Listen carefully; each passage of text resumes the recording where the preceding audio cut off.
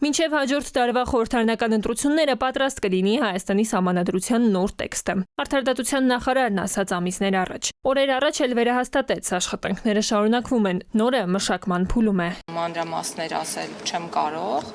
բայց շատ կարևոր է մի շեշտադրում, որ այդ տեքստը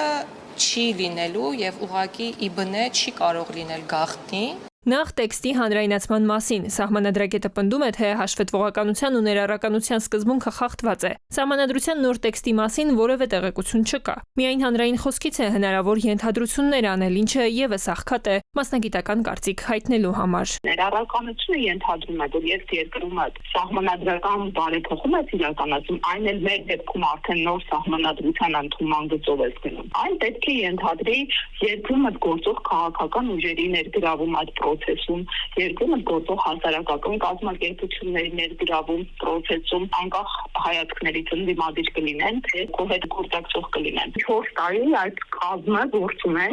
եւ հանրությանը զրոյական տեղեկատվություն են պաշտոնական տրամադրել։ Նոր սահմանադրություն ունենալու որոշումը փաստացի անցած տարվա մայիսին ընդունվեց, երբ Բաքվից արդեն գեներացնում էին Հայաստանի մայր օրենքի փոփոխության պահանջ։ Մինչ այդ ձևավորված խորհուրդը քննարկում էր ոչ թե նոր տեքստ գրելու, այլ պարզապես սահմանադրական փոփոխությունների հայեցակարգ։ Մասնագետը հիշեցնում է, այս ընթացքում է, որ Ադրբեջանը առաջին դեմքի մակարդակով շուրջ 30 անգամ ձևակերպել է Հայաստանի սահմանադրությունը պետք է փոխվի։ Այս դեպքում անկախության հռչակագիրը մնալու է նոր սահմանադրության մեջ, թե ոչ։ Այս մասին պատասխանատուները հետևողականորեն լռում են։ Տեղեկություն չունենալով նոր տեքստի մասին, տեխնիկական այս հիմքով Սահմանադրակետը կարծում է, որ վտանգված է հենց անկախության հռչակագիրը, որն էլ Ալիևի կոկորդին է մնացել։ Սահմանադրական փոփոխության ժամանակ, եթե կարող են ողջ տեքստը նոր խմբագրությամբ շարադրել եւ դրութային հիմնարար փոփոխություններ անել կամ աղքային, նոր սահմանադրության ընդունումը գալիս է ասելու, որ նպատակ կա հենց սահմանադրության նախաբանում փոփոխություն կատարելու